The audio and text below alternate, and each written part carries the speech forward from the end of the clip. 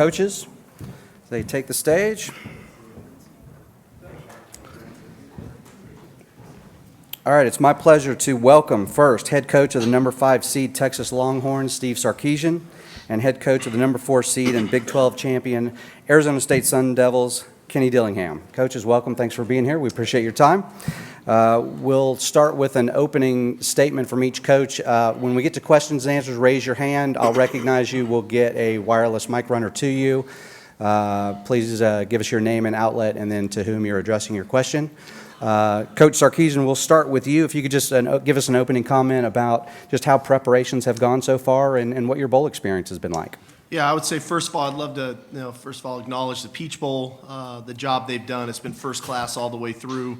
Our staff, our players have enjoyed the experience. Granted, being in the playoff, it's a bit of an abbreviated bowl experience, but I think they've done a fantastic job of making this experience one that our players really have enjoyed. The hospitality, facilities, everything has been tremendous. Thank you. As far as the ball game goes, feels kind of like we're just kind of staying the course of what's been going on, the way this season has gone, with starting July 31st with our first ball game, or excuse me, August 31st, and then 2 byes along the way, a conference championship, these 10 days in between games. So we've just been kind of riding the wave and enjoying the journey. And this is another great opportunity for us. Humbled and honored to be here representing the Southeastern Conference in the CFP against a great opponent. I've got a ton of respect for Coach Dillingham, the job he's done at Arizona State, the way their team has continually improved throughout the season. The last couple months, they've been playing as good as anybody in the country. Tall task. And so looking forward to the opportunity. And like I said, humbled and honored to be here. All right, Coach Dillingham, same question for you. Bowl preparations and what your experience has been like so far. Yeah, once again, I'd like to thank the Peach Bowl. Our guys are having the time of their life right now, and like I told them, they need to enjoy the moments in between the work, and I think they're doing that. And so they're having a moment that they'll remember for the rest of their lives, which was the purpose of these bowl games, were to make memories that people carry on forever. And I think our team is doing that leading up to the game. In terms of the game goes, our guys are putting in work. That's what they know. We're going to face, one of the best teams in the country, if not the best team in the country, coached by arguably the best offensive coach in the country, sitting next to me. And it's a really tall task for our guys. But at the same token, if you're a competitor, you want to compete versus the very best in the best environments. And I think that's exactly what we get to do here tomorrow, is compete versus the very best in the Peach Bowl, which is one of the best environments. So we're excited as a football team. We're excited as a football program. All right, thanks, coaches. All right, we'll go ahead and open it to questions. Let's go, let's see, first right here, row 4 on the aisle. We'll take our first question from here. Thanks. Greg Moore, Arizona Republic. Good to see both of you guys. I know that coaches tend to be part of a small fraternity. Do you guys know each other, have history beyond this game? Do you guys remember meeting each other, and have you kind of kept your eyes on each other throughout your various trajectories? Oddly enough, we were just talking about that. I've known of Kenny for quite some time. I always kind of follow the offensive young, hot minds out there, try to stay fresh to what we do, and ton of respect for him and a couple of the guys that he's worked with in his time and the connections that we've had. Oddly enough, we haven't spent a ton of time together, but I think there's some natural connections there. So maybe after this one, we'll hang out a little bit more. Yeah, same thing. We haven't spent a lot of time together, but I've been watching what he's done from afar. He was one of the first guys to do FIB, formation of the boundary, and really build plans around it and build systems around it. So he's always been kind of ahead of the curve offensively, and it's somebody if you're an offensive guy and want to watch, you definitely want to watch what he's doing, because he's also studying. He's not a guy who's going to be stagnant. So when you're watching him, if you're a year behind him, you're about 3 years ahead of everybody else. So definitely a guy you want to watch offensively. All right, next we'll go right here in the front row on the right. Kirk Bowles from the Houston Chronicle. Steve, how confident are you that you've got the offensive kinks, worked out in the Clemson game, and what's your degree of confidence you can get 60 minutes from Isaiah Bond and Cam Williams? Yeah, I felt probably for about the last month and a half now, one of the things we needed to address was the running game, and I really felt like we addressed it well, and we've been moving the ball pretty efficiently. The SEC championship game was, in my opinion, a little bit of an anomaly where we got away from it and it just didn't come to fruition the way we would have liked. But if you look at the last month and a half of the season, I think our balance is where it needs to be. Ultimately for us, it's about finishing drives. And when we get into the red area of putting the ball in the end zone, it's one thing to have a bunch of yards and explosive plays, but you need points to win. And so that's going to be the challenge in this game, no differently. I think we'll find some balance there. With IB and Cam, again, I think, they both have been practicing. They both have been improving. To some degree, it's how do you feel on game day, right? When the adrenaline really kicks in, what does that feel like for a competitor? And then we got to make really good decisions with those guys, if they play and how much and to what degree.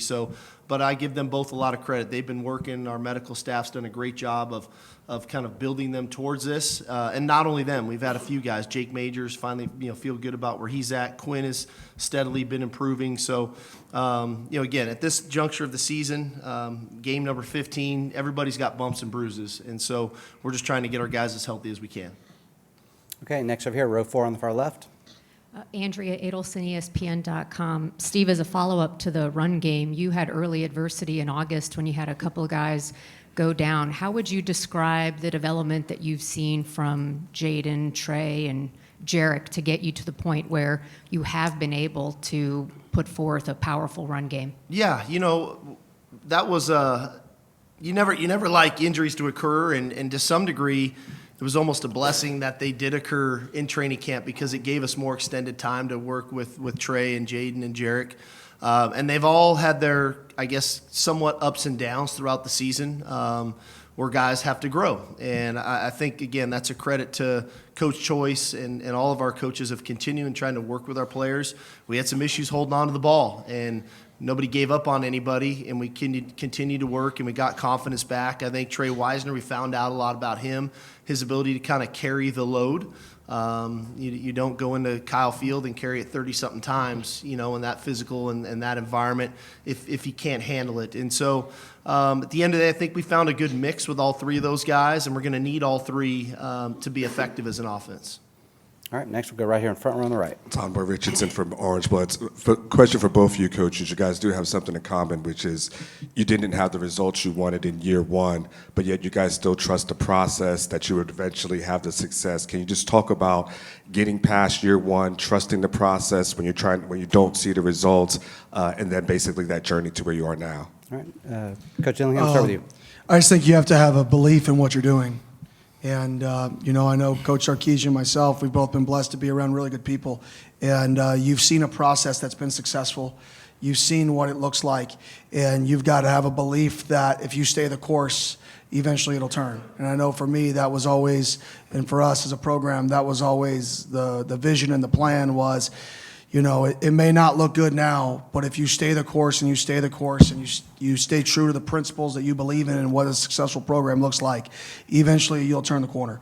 And I think that's where we're at is, we're still trying to get better every single day, but at the same time, I think us staying the course has definitely helped us get to where we are right now. I want to reiterate a lot of what Coach is saying because I think that's true. I think a lot of times, I've got a great mentor in Pete Carroll, and I remember taking the job, and I remember us struggling through that first year and losing games in the second half. We'd have leads, and we weren't finishing the way we would have liked. And I was venting to him, I remember on one Sunday night, just about, man, I feel like if I would just go and do some of the things they did before, that we might have a little bit more success and our record might be a little bit different. He said, well, that's probably true. But he said at the end of the day, if you want to go down that road, you better expect similar results to what they were before. Or if you really believe in what you do, you're going to have some rough waters for a while, but in the end, you'll find better results than what was there before. And so staying true to the belief, I think, is critical. But I also think being adaptable to the times for us. When we started, there was no transfer portal, there was no NIL. And along this journey in 4 years, college football has changed a ton. And I think being adaptable to the times, I think for ASU, same thing. Like adapting to what college football is now and not sitting around complaining about it. I've heard plenty of Coach Dillingham's comments about a lot of other coaches get up here and complain about what college football is about right now. And I think the two of us have been guys that have been on the forefront of, here's the rules, let's maximize the opportunities that we have to enhance our roster, to enhance our level of play, to put the best team out there that we can. And so, but yeah, it's definitely a journey. Nobody likes to lose, especially in Austin. All right, next question, row 3 on the left. Josh Newman from LoneStarLive.com. Steve, you have a number of early enrollee freshmen here going through this week. What are the benefits of having the young guys, the guys who have not even been on campus, gone to class yet? What's the benefit of The first of them being benefit is we have 9 guys enter the portal already, and only 2 have stayed with us. And the majority of those guys were off our defensive front. So from a scout team perspective, we needed some bodies to help us with practice. So that was the very first benefit. I think the second benefit for those kids, they're awesome humans. And I think the exposure they're getting now to our team, rapport, they're staying active. We're getting a little bit of a sense and a feel for what they're about. But again, the biggest advantage is the fact that we get to practice with a scout team and not have to do crossover work like we had to do before the Clemson game. All right, next question, we're going to go all the way in the back on the camera platform. Hey, gentlemen. Max Zapata, Walter Cronkite Sports Network.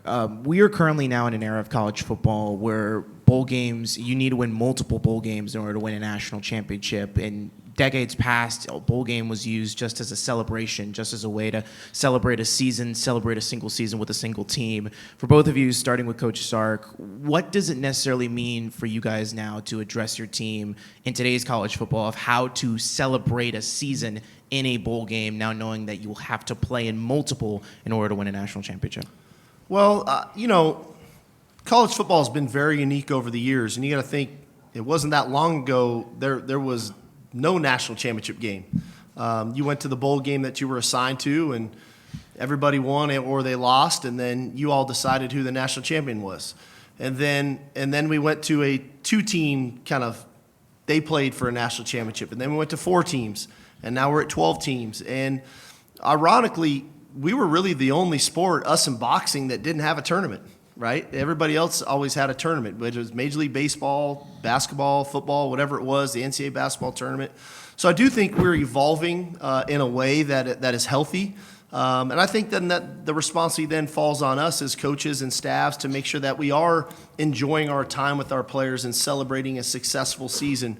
Because before, I had a lot of good teams that didn't win their bowl game. That doesn't mean we didn't have a successful season. We didn't celebrate that team. But now it's just part of a tournament that we're trying to be the last one standing at the end. All right, Coach Dillingham? Yeah, I would agree with a lot of that. I mean, for us, we got to enjoy the moments throughout the process. You got to take it all in, but you also got to be able to get rid of those moments. So we got to enjoy the moment of being at the Peach Bowl and being welcomed and the guys enjoying the event they put on last night for us, and then get back to work. We got to enjoy the game, and if you win, enjoy it, and then you got to get back to work. But I think that's no different than a normal regular season when you're playing really good teams. Now you're just doing it at a bigger stakes. You're doing it in a playoff, but you still have to appreciate the fact that you're playing in one of the most iconic games in the history of college football, and you've got to appreciate that. You've got to take that for what it's worth. You've got to enjoy that moment, and then you've got to be able to move on that moment when that moment ends, and then restart yourself. All right, next question, front row right here in the corner. Danny Davis of the Austin American States, and both Steve and Kenny, you guys both had an all-conference tight end on your roster this year. How important is that position, those guys, to what you guys want to do on offense? Yeah, I think if you actually statistically, there was a couple GMs that I knew in the league, asking them what was one of the greatest correlators to actually success, and it goes quarterback, and then ironically, there was a period of time where it was tight end. And that was the second greatest, in some systems, right, systems that we're similar to. That was the next biggest piece to having a successful offense in terms of the most value.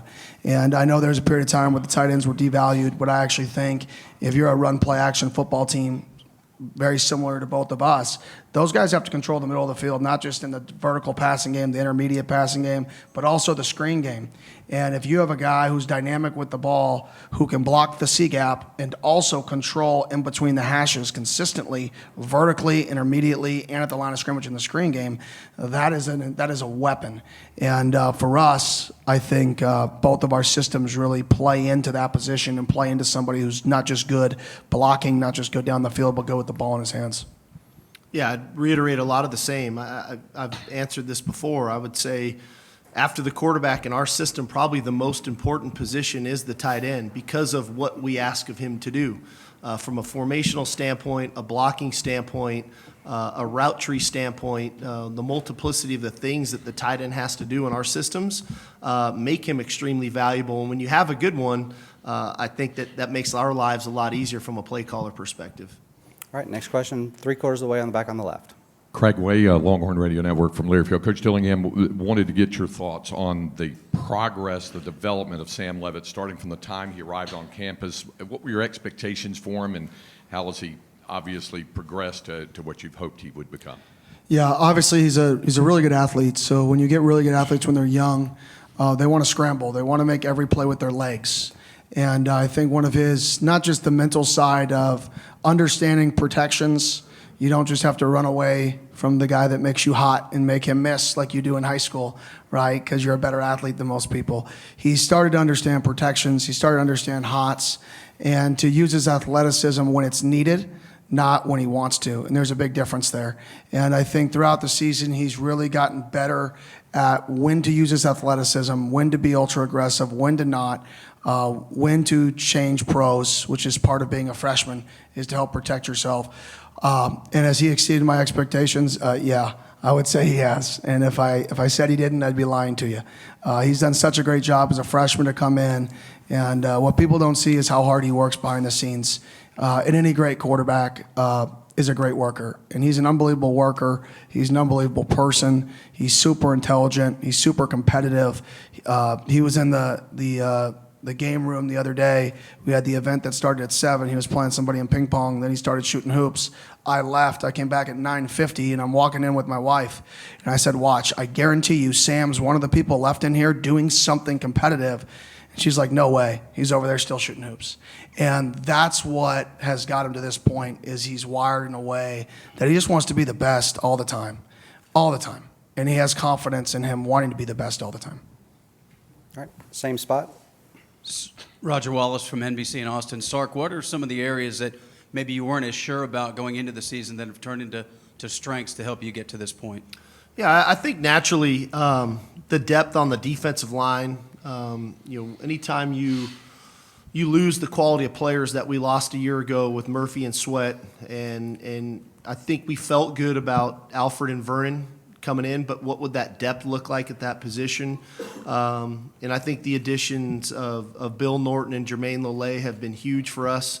I think the development of an Alex January where he's at, and then on the edges, you never know what your transfers might look like. I think the addition of Trey Moore has been tremendous for us. The evolution of Colin Simmons, that it's just really supplied us a lot of depth. I mean, we feel very confident in our two deep on our defensive front with Sorrell and Burke on the other side. So that was probably the biggest question mark coming into the season. I'd say the second one was probably in the secondary. Making the move, putting Jade back at corner and putting Gilbo back in at star. The addition of Makuba and what that would look like with Taff and Derek Williams and Jelani McDonald and having that depth there. And so those two positions were probably the biggest question marks of what is it all going to play out looking like, and it's turned out pretty good for us. And we've endured some injuries there. Obviously, D-Will getting, he's out for the year, but the growth of Jelani McDonald and that three-headed monster in the rotation those guys have there. So in the end, it's worked out well. I think that's the value of the portal. You're able to kind of stop gap where you have some depth deficiencies, which we had, and those two things have worked out for us. All right, we'll go far right, second row. Chip Brown of Horns 24/7. For both coaches, if you could just give us maybe your best example of your quarterback's leadership this season and how they've evolved as leaders. I would say for us it was the Kansas game. We scored. We went down. Kansas came back and scored on a big play. And, we still are, we're feeling ourselves in terms of where are we as a program? Can we win close games? Can we not? And usually that's the biggest hurdle when you take over a program is how do you win games late? And how do you win close games? And part of that is players that thrive in those moments. And our quarterback went up to our guys with a smile on his face, and he just said, "You guys ready to go score?" Just like that. And that was the moment where everybody, I think, on our offense was looking at each other like, okay, we believe we're going to win. But when that guy comes over that calm as a freshman, they were all saying, well, what is he going to be like in this moment? When he comes over and he kind of cracks like a subtle, confident joke of, are you guys ready to go score? That was the moment, and then we let our team down through a touchdown pass to Jordan Tyson. He let him down. That was the moment that was like, okay, he plays his best in these biggest moments. He loves the attention on him in these moments, and those are what the best quarterbacks do. They thrive in those moments. That's when I really felt like his leadership took a next step and the team bought into him. Yeah, and ours was a really subtle one that people, I don't know how many people even remember the play, but it was a 4th and 2 at Arkansas. And, we're not a big quarterback run zone read team, but sometimes we'll call them in critical moments. And we called it, and Quinn pulled it, and probably could have very easily went right, went left, got the first down, and the game would have been over. And this dude decides to try to run the safety over, and it's a massive collision. And he gets the first down, and probably the emotion that came out of Quinn and the emotion that came off of our sideline for Quinn were, to me, really indicative of how much the team values him and how much he wants to win for the team. And I don't know if that's a great sign of leadership, not to answer the question, Chip, because I think his true leadership showed up when he was out and Arch was starting, and the support he gave Arch and to be with him all week long and on the sidelines to help him play the best that he could play. To me, that was the real leader in Quinn coming out. But I love that moment against Arkansas because there was some real emotion that came out of that play for him and for our team. All right, next we'll go 4th row on the right here. Hey, Steve, Cedric Golden, Austin American Statesman. You're losing a ton of guys just like last year to the draft, and there are no guarantees you get back to the Elite Eight. They don't just give that away. With this senior-laden locker room, how much do you see that sense of urgency and opportunity to make history if you can keep this going? Yeah, I mean, I think champagne problems, right? 1 year we go to the Final Four and we're a play away from playing for a national championship. We break the school record for number of draft picks, and well, how are we gonna do it again? And we come back in this year, and of the 4 teams that were in the Final Four last year, we were the only one invited to be part of the 12, the new expanded playoff. So it's a really hard thing to do, and we appreciate the work that our guys put in to get to that point. But I think as much as we focus on our older players, we challenge our older players on how they're part of the development for our younger players. Just like those older players were part of their development. And what does leadership look like? What does accountability look like? What does work ethic look like here? And, my goal is that we don't go anywhere, but that takes a lot of hard work. That takes dedication. You just don't rinse and repeat and do it all over again because each team takes on a personality of its own. But I'll say about this veteran group, I don't think any of them forget being in New Orleans at the end of that game last year. And I don't think any of them forgot all off season long. And the obsession that they've had with getting back to this stage, I think is one that has fueled us through a fair amount of adversity that has gotten us back here. Do I think we're going to have to play some of our best football down the stretch? There's no question. And it's going to start on the first. I mean, we're going to have to play arguably our best, if not one of our best games this season. But that's the challenge that we're all striving for and working towards of how do we all put our best foot forward so that collectively as a team, we can play one of our better games. All right, next question all the way in the back right. Kevin Sherrington, Dallas Morning News. Kenny, could you tell me, looking at your players this week, listening to them, they seem awfully confident and loose going into this game. And I'm wondering if that's exactly how you would want them to act. I think our players are just being themselves. And I think a lot of times, there's a lot of how are you supposed to talk to the media? What are you supposed to say? And I just firmly believe in say what you believe. And I'm not going to try to prevent our players from saying what they believe.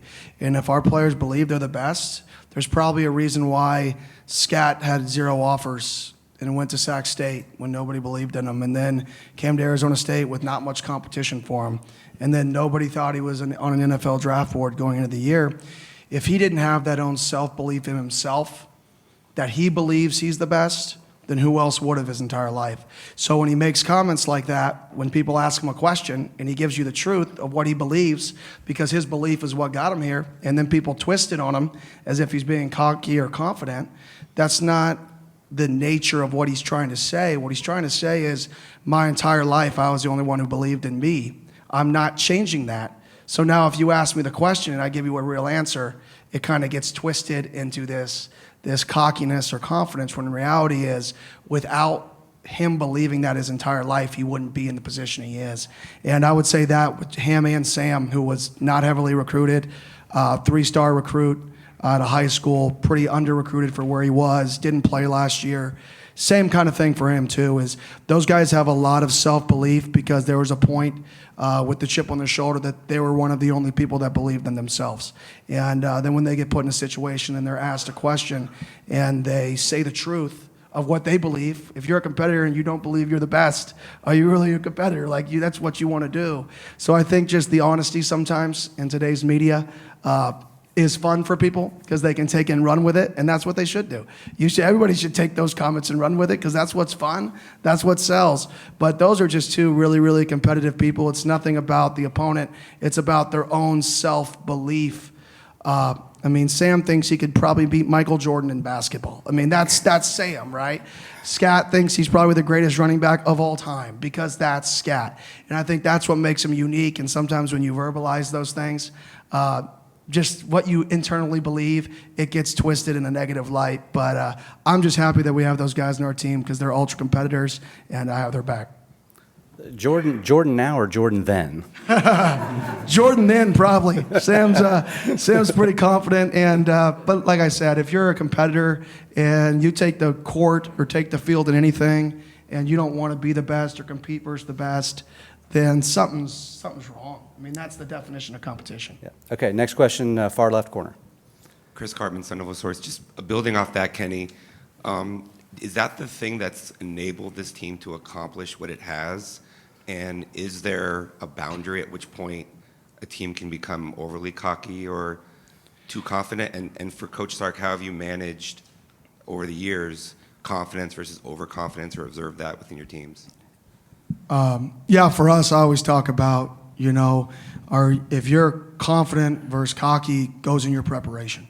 If your confidence in yourself starts having you prepare less than you have prepared, well, be prepared to be humbled, because now you're letting it affect you. If you go about your business, and everybody should have a self-belief, whether you verbalize it to the media or not, everybody going into this game on both teams should feel like they're the very best. And if you don't believe that you can win the football game, I mean, we're 14-point dogs. We're facing a team that was picked to win the national championship preseason by a lot of people. And if you don't have that belief that you can win the football game, if you don't go that you believe you can match up, then you have no chance. So like I said, I think sometimes in today's nature, when we put a microphone in front of kids, they say what they're believing, and that gets pushed in a negative light, when in reality, they're just saying what everybody would be thinking if they were in their shoes. Maybe they just said it out loud. And people aren't supposed to say the actual response to the question. People want us to respond to the questions in the perfect answer that is supposed to be responded to, not the actual truth nowadays. And I think sometimes the 18 to 23-year-olds just say what they believe, and that sometimes gets twisted. Both those kids are incredible kids. I do believe that's a reason we're where we're at, is we got a lot of guys with a chip on their shoulder who were counted out. We're underdogs, and we're still underdogs. We're still counted out. But that shouldn't change your own self-belief in yourself. I think from our end, as a coach, our job is to build confidence in our players, right? Whether that's through the physical ability, the mental approach, the emotional approach. That's our job, is to build confidence. And And then you have to continue to build that confidence through their preparation week to week to week, and then through their execution. It's one thing to be really confident and you don't play well, and then you're just still confident again. It's, well, why didn't I play well? What do I need to alter to get that back? And so again, there's obviously times when everybody gets humbled. We all do. As coaches, players, it is what it is. And the self-reflection, I think, is really important. Constructive criticism is really important so that we can continue to build and get better, because change is inevitable. We're either going to get better or we're going to get worse. We're never going to remain the same. And our job as coaches is to put a team out there that believes in what we're doing, but it's not a false sense of belief, that it's true belief because of the preparation and the plan and their brothers and the guys next to them, and he's going to do his job, so on and so forth. And so, but that's the life of a coach, right? That's what we do every day. That's why we get to, be around young people and try to instill things in them, not only for this game, not only for this season, but for life, about how they go about their business throughout life, even when adversity strikes. That's okay. How am I going to get on the other side of it and keep moving forward? All right, we've got time for 3 or 4 more. We're going to go next to here, front row in the middle. Gabby Chernoff, Sun Devil Source. Coach Kenny, Jake Plummer named an honorary captain for the game. What has his presence meant for the team throughout the entire course of the season, and what does it mean to have him back here this weekend as kind of a full circle moment for the program? Yeah, it's awesome for the program. I mean, we were talking about Coach Sark and I were talking about it. They were in the same class, I just learned, coming out, and we were talking about how the last time Arizona State played in a game of this magnitude was Jake Plummer was under center, literally under center, back then. And he was under center, and it was, he's what Arizona State, him, Pat Tillman, that era before, or the last time that, we've reached these heights. And having him and back involved, having him around, having him want to be around, and that era people want to be around, hopefully it's infectious, and hopefully it continues on the next, few years, the next few decades. And we can kind of put a string of years and seasons and decades together of really good competitive ASU football. All right, next we'll go over here on the right, third row.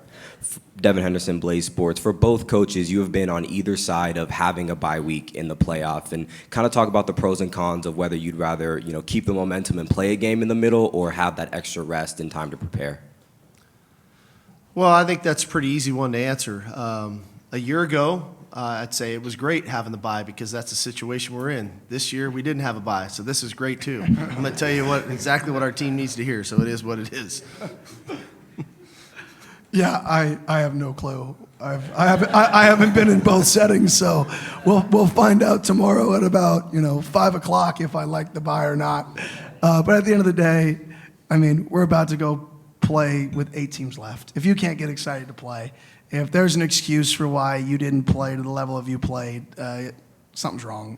At the end of the day, 2 really good football teams are going to go play each other, regardless of the bye or not. All right, fourth row on the left right here. Terry Middleton from Horns Illustrated. This question is for both Sarkisian and Coach Dillingham. So this week, the National Football Foundation and the College Hall of Fame put out a list of those that they're honoring for their role in college football and also for future generations. And you two are the future generation. So I'm curious, is there anyone in your past that not only taught you about football, but about carrying this legacy forward, and how do you have that conversation with your players? For me, obviously, Mike Norvell is one of the guys in the profession that's one of my mentors. And he's just a guy that I kind of look up to from that perspective. Obviously, he's young as well, so I don't know if that helps with the question. But ironically, I don't know as many coaches or guys that have been super successful I haven't been blessed to, maybe be around some of the older guys who have done it. I've studied from afar. I don't read books, but I listen to audiobooks, and I've listened to a lot of those guys' books and try to take in the Pete Carroll stuff and Bill Belichick stuff and as much stuff as I could acquire and learn. So I don't know if there's a specific guy, in that era that's being inducted, but I do know there's a lot of really successful people, and the one thing I have learned through all those people is they've all done it their own way. And there's no cookie cutter way to do this. You got to be genuine to yourself, and you got to take things you learn and make it your own. I thought you were going to tell us we were getting honored, Terry. I didn't. I said, where's Bianco? He didn't tell me this stuff. Anyhow, mine's pretty easy, right? I mean, I spent 3 years with Nick Saban, and I don't think there's been a better ambassador for the transition of college football than Nick Saban. And so the life lessons that you learn managing a program at a high level, how you treat people, how you develop your players, not only on the field, off the field, that's the legacy, right? It's easy to look at the national championship trophies or the Heisman trophies and think that's the legacy. But I think there's a standard in which he did the work that he did, whether it was at Alabama or at LSU, that's what you strive for, because I think that's what people remember about him. He stood his ground on issues that he believed in. He developed young people. He won football games. He adapted with the times. He went from I formation, run the ball, to RPO-driven quarterback runs. He's forever evolved, and so that was the legacy, that I think he left upon us. And it was just, how many notes could you take, and then how can we try to do the same thing here with some of the lessons learned there? All right, we've got time, I think, for two more. Next, we're going to go all the way back on the left. Tom Forbes with C-Trace Sports. Kenny, what's a similarity and a difference between Frank Kush's coaching style and your coaching style, and how has that shaped your success this season? I wasn't around really with Frank Kush. I'm a little younger than that, but I do remember just the demand he put on his players. I would say, we may get, I think nowadays, he had so much success because the standard that he had, and I think that's every good coach has a high standard. I would say the difference is how you get to that standard nowadays is probably a little different than how you could get to that standard back then. Frank Kush has built the foundation for Arizona State football, and to even be mentioned in the same sentence with him is an honor. All right, I guess we'll take our final question here, all the way back on the right. Sam Kahn from The Athletic. This is for Kenny. Your first year in the Big 12, I'm curious what you thought of that league from a competitive standpoint, and do you think your team's performance in the playoff could or should affect the Big 12's perception in the playoff format moving forward? Yeah, for us, obviously, the Big 12, really competitive league, really fun environments to be in. It was fun to travel to some of those environments and play some really, really good football teams. Obviously, I couldn't answer the second question. That's way out of my scope. I'm not that smart. I just know how to run power right and counter left, which is what Gus Malzahn taught me years ago. So I'll stick to the football. I'll let all the politicians and all those people stick to the who gets in the playoff and who's not. And, if we win enough football games, we'll be in. If we don't win enough football games, we won't. And if you get blessed to play another football game, you pour everything you have into it. And if it's the last one you play, then you should have won more games and repeat. So that's how I look at it. But I'm not going to get into the details on that. All right, gentlemen, that'll be our final question. Coaches, if you would, we're going to pose for a couple of photos with the trophy. If you guys would stand up and flank that. Percy and Gary, please.